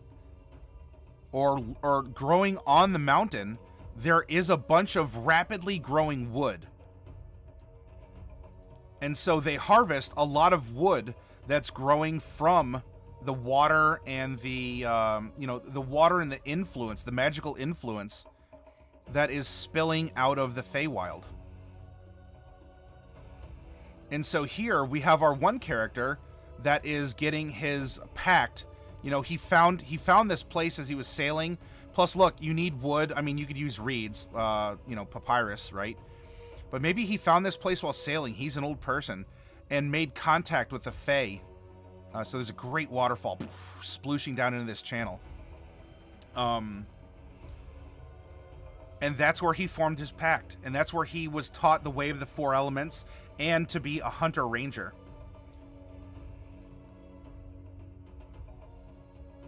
Hey, TJ. I've been missing some conversation, it seems. What have I missed? Maybe the water was diverted to cover a tomb. Big Shark, thank you for the follow. Oh, no, I don't expect you to look now. Just have something good at map making. Cool, I will take inspiration from that, Kino. A portal to the plane of water. It could just be that, Kino. I was saying the same thing. Yeah, so if we didn't want it to be Feywild, that's fine, too. Welcome, Big Shark. Gonna go to bed. Draw Kill Foxy, thank you for stopping by. It was a pleasure having you, and thank you for sharing your stories with us. And I'm glad you got to play some D&D today. Given the solutions available to low technology rulers, if you had a magic portal to close but didn't have access to a wizard to close it, you might create a public works effort to bury or drown the hazard. Yeah, that could work very well. I love all these considerations. And you know what? Somewhere maybe out here, if there's warlock presence to create the triad, maybe there's a temple to a fiend out here in the desert. Or is the fiend, dun dun dun, because there was a cult to Tiamat that Bombard had called out? What if it's not you know, an unnatural lake, it's not a very supernatural portal, but that could very well be the buried ruin. And so we could even go and make a what would stand out here?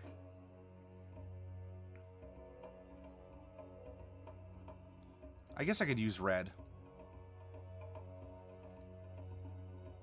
Right here. Whoop. I could use red. There we are.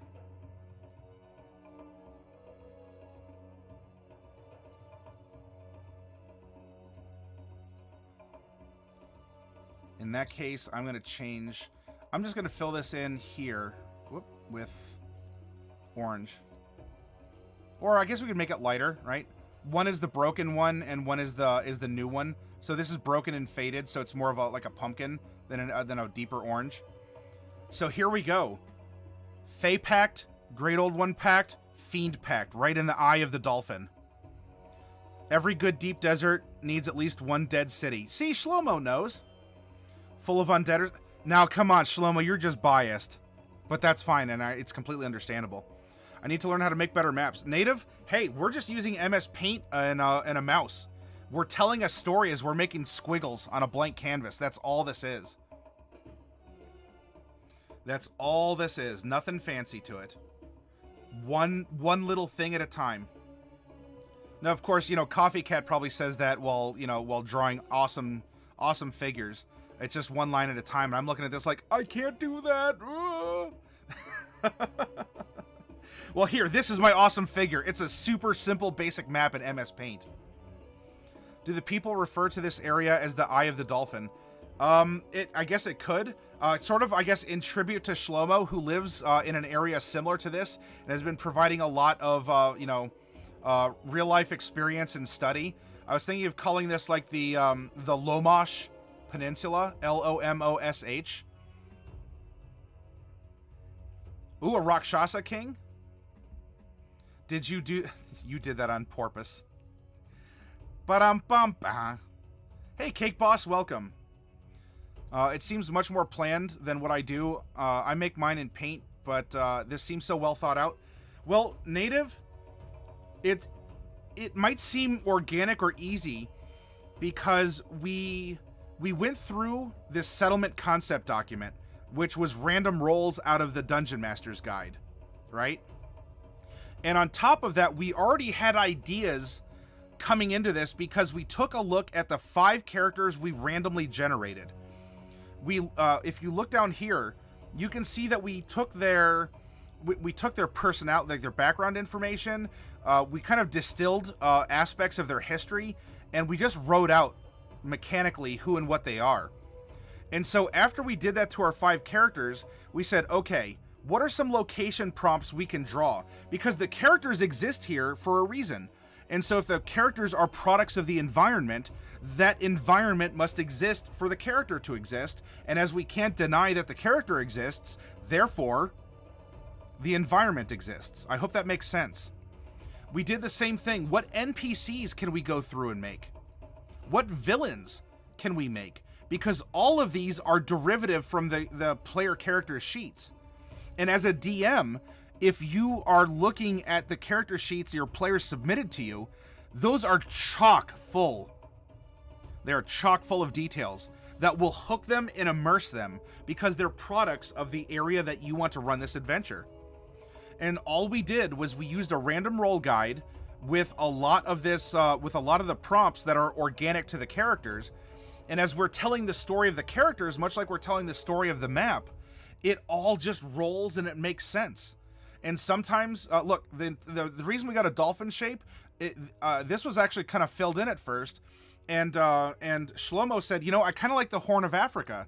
Oh, sure. So we'll make it kind of like Somalia here, right? We'll make it more of a kind of a jutting peninsula. So I took the edge off and I brought it down. And then as we're making it, you know, it's just sort of this lump. And then I was going through making the river because, of course, you know, life requires fresh water. And I'm like, oh, maybe there's an artificial lake, which is kind of a prompt off of one of the other characters. And I just sort of put it here to fill in distance. Well, now it kind of looks like an eye, and that kind of looks like a dolphin face. Shlomo has been coming to the channel for so long and uses these dolphin emotes.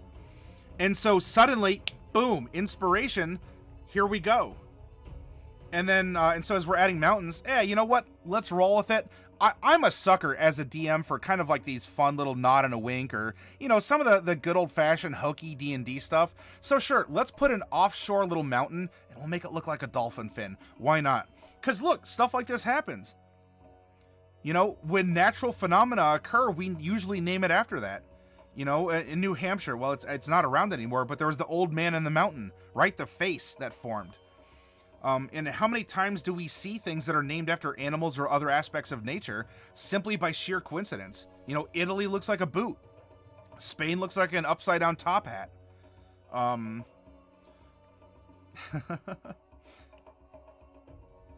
So deep, I love it. I've been creating lore and world building for the past 3 months. I haven't even been close to making a map. Well, Native, if we can help you do so, all you have to do is ask for help on the channel, or especially in our Discord in our mentor section, and we'll be glad to do so. Life needs things to live for all you critters out there.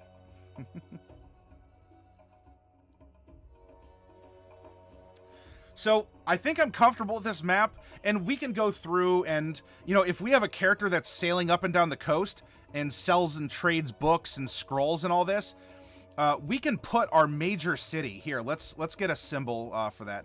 We'll use a star, and we'll say the major city is located on the coast, kind of like tucked in this fertile area. So there's access to fresh water. We'll put it kind of just outside the floodplain, and we'll put it on the coast so that it can get a lot of commerce. So here's like the capital city where a lot of the stuff we're doing takes place. And now we can add in, we have our little 4 points of interest. We can add in some smaller cities. We'll use little diamonds. And so we'll say that there's one that lives right here at the mouth of the river, right? There's like happy little trees on Bob Ross. You know, so good farmland, fresh water, and even they have access to all the unique fish and everything in the brackish water here. Of course, there's a city that has been developed here, and so we can put that. Maybe it's actually in the middle of the lake. Also, boom. We'll give the dolphin eye a pupil. Dun dun dun. What else could make sense as we're going through this exercise? So we have one in the middle. Maybe there's a small port, just, you know, for whatever reason, maybe it's really good fishing. There's a reef or something. And so we, you know, just because we don't have it on the map yet doesn't mean we can't think of a prompt. Why would a city kind of exist in the waste? There's no direct access to fresh water here, so maybe there's a well. Like, what's happening? Maybe it's a dead city, kind of like what Shlomo was talking about. Or it used to be a big city, now it's all but deserted, but, you know, there's enough cisterns that collect rainwater, or, you know, stuff from storms that blow in from the sea. So it's a lightly populated city, but it's a lot of ruins. And there we go. It doesn't have, you know, direct that, but, you know, it's a simple seaside village that goes and does what it does. We can then put, let's put another one. Let's put one, maybe not in the marshes. And by the way, so that's where we get marshmallows, right? The mallow plant grows in marshes, and you can harvest that to turn it into a food, marshmallows. It's also where we get papyrus for reeds, for paper, for brick making, and all this other stuff. So there's probably, you know, we have the Lower Egypt major city, and we can make sort of another, like a not as big city, but we can make an Upper Egypt style city. And a lot of mountains, so fresh water here comes down. There's marshes, So we'll put the other one here. Little difficult to navigate to, but it's right by the mountains. It's protected. It has a lot of fresh water and a lot of commerce here. So we're going to just turn this into maybe a secondary major city. And then we'll put a little, like a marsh side, a marsh city. Actually, we can put it maybe in the middle here. You know, it's on stalks. It's on pylons and such. And maybe that's where the lower Lomoshans,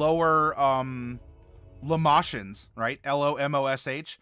Maybe the lower Lomoshans got the idea and said, we're going to build a big fancy one, not filled with farmers, you know, reed farmers and whatever, but we're going to make this, we're going to revive this. This is going to be like glorious and beautiful. And so we have a little bit of the rivalry like we did between Upper and Lower Egypt. Let's draw on history. Let's draw on what we know. Let's draw on the made up, the geopolitics, the religious aspect, because all the characters we randomly designed turned out to be very steeped in history and religion. This is the natural result. Native, thank you for that follow. The city of Dualafin. Border city, maybe near the desert. Someone needs to trade with nomads. Near the water in the desert. Like, do you want to put it in deep desert and get like an oasis? Right? Oases are simply artesian wells of water that flow underneath the desert and well up. So where would you like kind of a random trading post desert city? And Bombard's throwing out some names. Dualafin. So maybe that's what that is there, right? Or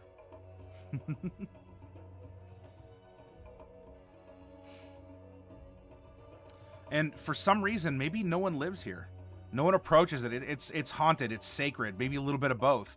Or if people do live here, they're maybe more like druids or, you know, people who live with the land. You know, we started this session by talking about the agrarian forms of humanity taking over from hunter-gatherers, the story of Cain and Abel.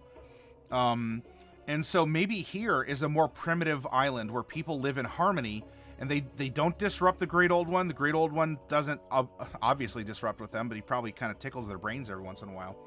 So people live here, but it's not the same. It's a little hard to access. There's wood and whatnot, but maybe the juice isn't worth the squeeze for people to come here, especially if the nobles can sell wood they're growing here, or the fantastic rate of growth here that you can then just take all the wood up the river, or if you want to float it along the coast and come this way, or we could even forge a road through this kind of arid quasi wasteland and bring it to the capital. Hey Delcorin, welcome. Delcorin waits to everyone except diadems. Wow. Oh, Dualafin is Arabic for dolphin. Sarij is Arabic for cistern. So we can draw inspiration from that and maybe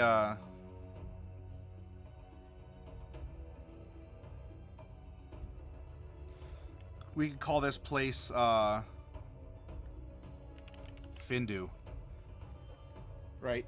We can come close, but we're not culturally appropriating a language or trying to be too obvious. But maybe this place is called Findu. Up here we have so if this is a cistern, and so it's Sarij,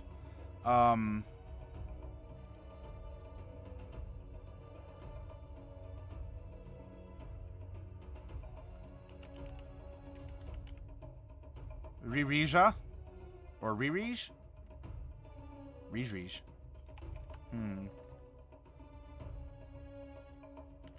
Risha. Findu, Risha.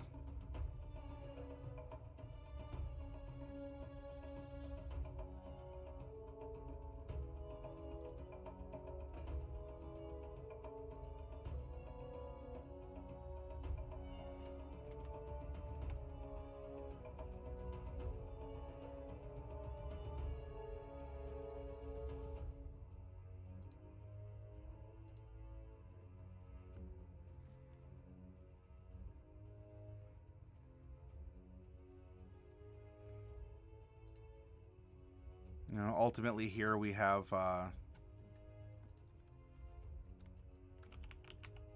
Lomosh.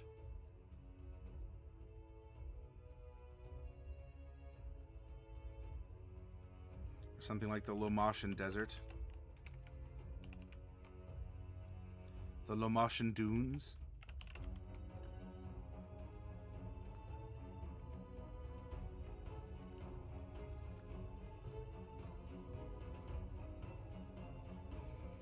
And we can go through and have fun with this. You get the idea for what we're doing here.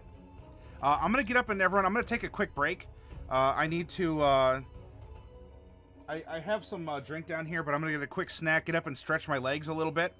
And when we come back, let's use the map and the guide here and go through our NPC creation process. And let's create some NPCs that exist in this area that we've created together. All right? I'll see you back here in about 10 minutes or so, everyone.